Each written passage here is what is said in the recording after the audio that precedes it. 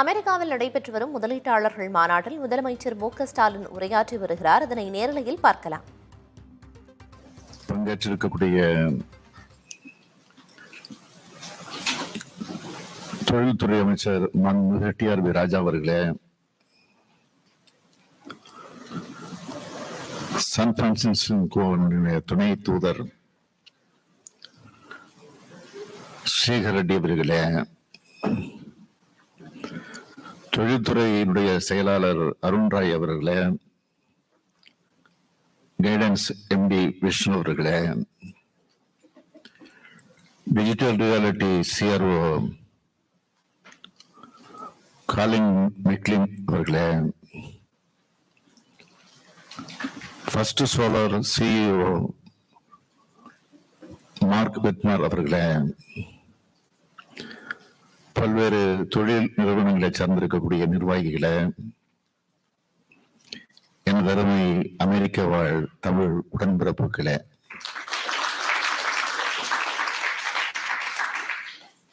அனைவருக்கும் என்னுடைய மாலை வணக்கம்.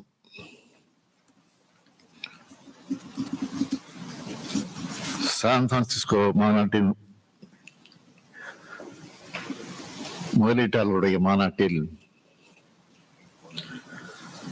பங்கேற்பதிலே நான் பெருமைப்படுகிறேன், மகிழ்ச்சி அடைகிறேன்.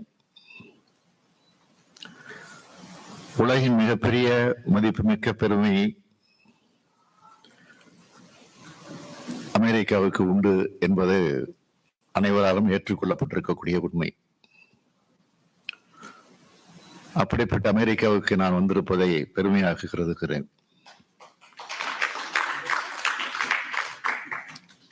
இந்தியாவில் உள்ள தமிழ்நாடு என்ற மாநிலத்தின்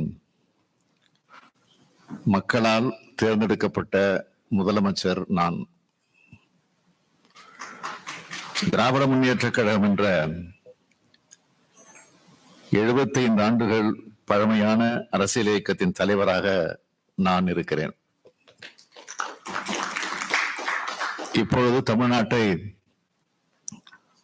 6வது முறையாக அமெரிக்காவில் நடைபெற்று வரும் முதலீட்டாளர்கள் மாநாட்டில் முதலமைச்சர் மு.க.ஸ்டாலின் உரையாற்றி வருவதை பார்க்கிறோம்.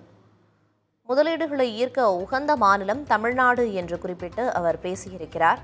மேலும் இந்தியா அமெரிக்கா இடையேயான பொருளாதார உறவு எழுச்சி கண்டிருப்பதாகவும் முதலமைச்சர் தனது உரையில் குறிப்பிட்டார். தெற்காசியாவிலேயே முதலீடுகளை ஈர்க்க உகந்த மாநிலம் தமிழ்நாடு என்றும் அவர் குறிப்பிட்டு பேசினார். மேலும் இந்தியாவிலேயே பொருளாதாரத்தில் 2வது மிகப்பெரிய மாநிலமாக தமிழ்நாடு திகழ்வதாகவும் முதலமைச்சர் தனது உரையில் குறிப்பிட்டார்.